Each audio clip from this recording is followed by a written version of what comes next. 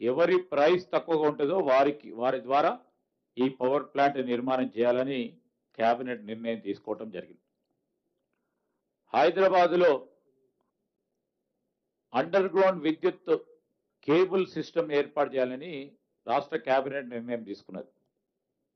ఇప్పటికే మరి పలు రాష్ట్రాల్లో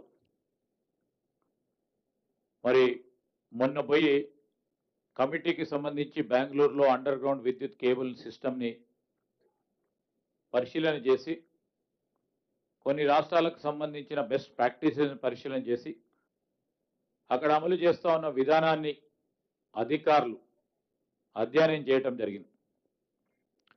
అక్కడ అమలు చేసిన విధానం ప్రకారం జిహెచ్ఎంసి పరిధిలో అండర్ గ్రౌండ్ కేబుల్ సిస్టమ్ ఏర్పాటుకి దాదాపు 14,725 కోట్ల ఖర్చు అవుతుందని అధికారులు ప్రాథమికంగా అంచనా వేశారు.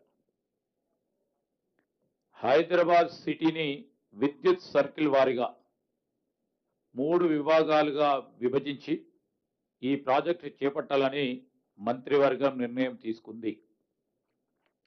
విద్యుత్తో పాటు టీ ఫైబర్, వివిధ కేబుల్ నెట్వర్క్స్ వైర్లన్నీ టీ ఫైబర్తో పాటు ఈరోజు గ్రేటర్ హైదరాబాద్ పరిధిలో ఉన్న వివిధ కేబుల్ నెట్వర్క్స్ వైర్లన్నీ కూడా అండర్ గ్రౌండ్లో ఉండేలా చేయాలని మరి ఆయా కంపెనీలతో సంప్రదింపులు జరపాలని నిర్ణయం తీసుకోవటం జరిగింది.